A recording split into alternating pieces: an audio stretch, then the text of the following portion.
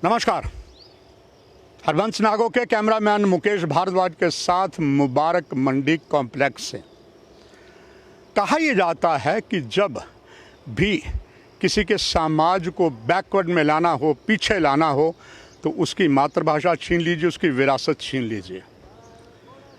डुग्गर प्रदेश का ये स्थान जहां मुबारक मंडी खड़े राजा की मंडी कहा जाता था, और ये डोगरों की धरोहर थी और है। मगर सरकार ने कुछ यहाँ ऐसे फैसले किए और वो फैसले सुनकर सरकार की ही जग हंसाई हो रही है। ये मुबारक मंडी कॉम्प्लेक्स, जिसे राजा की मंडी भी कहते हैं, कोई समय था यहाँ जब ऑनरेबल कोर्ट होते थे, मगर इसके बाद यहाँ से कोर्ट शिफ्ट हो गया। फिर इसको एक विभाग ने, पुरातत्व विभाग ने अपने पास लेकर इसको एक धरोहर जो डोगरों की थी उसको बनाने के लिए कार्य शुरू किया, उसका पुनर्निर्माण कार्य शुरू किया। बहुत से फंड आए, बहुत सी सरकारें आई और प्रजातंत्र के मंदिर में ज़ोरदार बात भी उठाई गई कि अभी तक इस मुबारक मंडी को एक हेरिटेज बनाने के लिए क्यों काम नहीं हुआ। इसके बीच कुछ और सरकारें आई, चाहे राष्ट्रपति शासन के अधीन थी, राज्यपाल के अधीन थी या और थी। ये कहा गया कि यहाँ पर अब हम होटल बनाएंगे। बड़ा विरोध हुआ। यहाँ जब जम्मू कश्मीर के अंतिम राज्यपाल सत्यपाल मलिक थे, उसके बाद चूँकि ये यूटी के अंडर चला गया, और यूटी के पहले जो उपराज्यपाल थे श्री मुर्मू थे, जो एक वरिष्ठ IAS अधिकारी थे, उसके बाद अनुभवी राजनेता मंत्री रह चुके दूसरे जो LG आए श्री मनोज सिन्हा, वो स्वयं बड़े हतप्रत है कि यहाँ पर जिस तरीके के ऑर्डर ये आते हैं कि इस स्थान को जो बनाया गया था ये होटल नहीं बनेगा, ये पुरातत्व जो डोगरों की चीज़ है। अब मेरे पीछे देख लीजिए, इस तरीके की अति सुंदर, ये आपको शायद महाराजा पटियाला के समय भी नहीं मिलेंगी, सारा किया जा रहा और कहा यह जा रहा था इसकी यादगार निशानी डुग्गर की पूरी देश को दिखाएंगे, चूँकि ये भी पर्यटक का शहर है।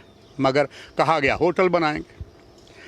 अब इस बारे में खास करके अलग अलग संगठन हैं, उसमें से एक ठाकुर गुलचैन सिंह जी, डोगरा सदर सभा भी थी, मंत्री भी रहे हैं, उन्होंने जमकर इसका विरोध किया था। और अगर आपको याद होगा, मात्र 2 दिन पहले उन्होंने इस बात पर कड़ी आपत्ति जताई थी। हमारे ही इस जेल के मीडिया के लाइव में बात पंजाब की थी, क्योंकि गुलचैन सिंह चाड़क पहले पंजाब के प्रभारी भी रहे हैं कांग्रेस के। अब जो गुत्था पंजाब में हो रही है, उसीलिए हमने उन्हें बुलाया था, क्योंकि वो डुग्गर की संतान हैं और डोगरों के लिए बहुत कुछ किया। तब सवाल भी पूछा, उन्होंने बड़ी कड़ी आपत्ति की थी। मगर कल कुछ समाचार पत्रों में, और प्रसिद्ध जो दैनिक है अंग्रेजी का, उसमें समाचार आया था कि सभी परेशान थे कि जब ऑर्डर है कि ये पूरी तरीके से डुग्गर की धरोहर या कोई भी तरीका जो है वो नहीं होगा इसको होटल बनाने का। तो ये सारे बार बार कहते और प्रमाणित करते हैं कि यहाँ की ब्यूरोक्रेसी को पता नहीं कौन से क्या कानून लेते हैं। आइए इसके साथ मैं एक और ज्वलता उदाहरण आपको देता हूँ, जम्मू कश्मीर शासन किस तरह चल रहा है।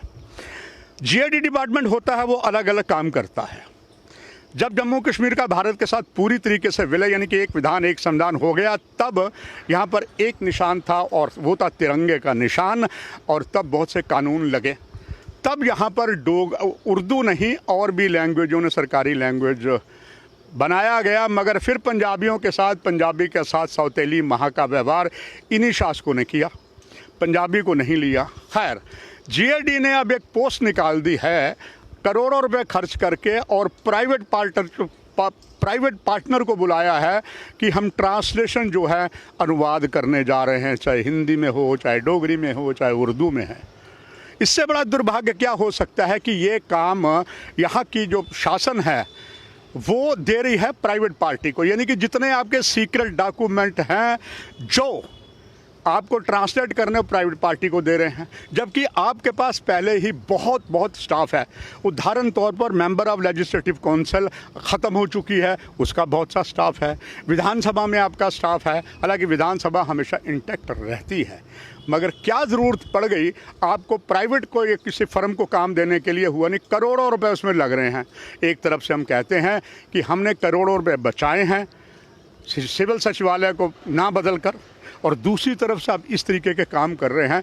इससे बड़ा और दुर्भाग्य क्या हो सकता है? यहीं बस नहीं, आइए आपको एक और उदाहरण दूं।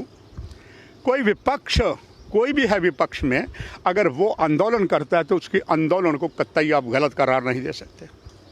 इससे बड़ा दुर्भाग्य क्या हो सकता। अखिल भारतीय विद्यार्थी परिषद, जो हमारे युवा जो हैं, जो हमारे देश के लिए हमारे आने वाले जो है वही नेता हैं, अखिल भारतीय विद्यार्थी परिषद ने बहुत बड़ा विरोध प्रदर्शन रामनगर में, क्षमा चाहूँगा, जिला रामबन में किया। वो इसलिए किया कि वहाँ पर एक ऑक्सीजन का प्लांट लगाया जा रहा है, चूँकि कोविड-3 आने वाला है।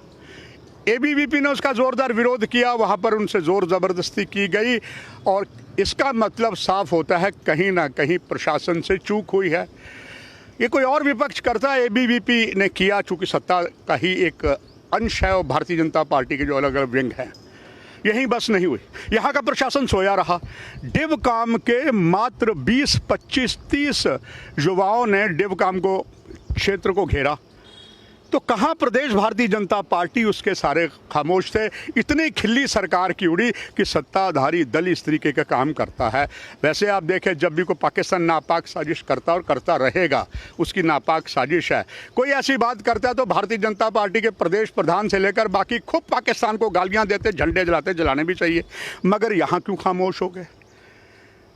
कहाँ त्रुटि हुई कि इस तरीके की खिल्ली उड़ी? निश्चित तौर पर आगे जम्मू कश्मीर सरकार के लिए और भाजपा के लिए बहुत ये खतरनाक होगा। इन बातों को सही तरीके से सकारात्मक सरकार को लेना चाहिए और हमारा तो हमेशा उद्देश्य रहा, ना कहूँ से दोस्ती, ना कहूँ से बैर। आज रविवार को अति महत्वपूर्ण था, इस स्थान से आपको सीधा प्रसारण दिखाना, वो हमने दिखाया। अपने कमेंट ज़रूर दे दीजिए। नमस्कार।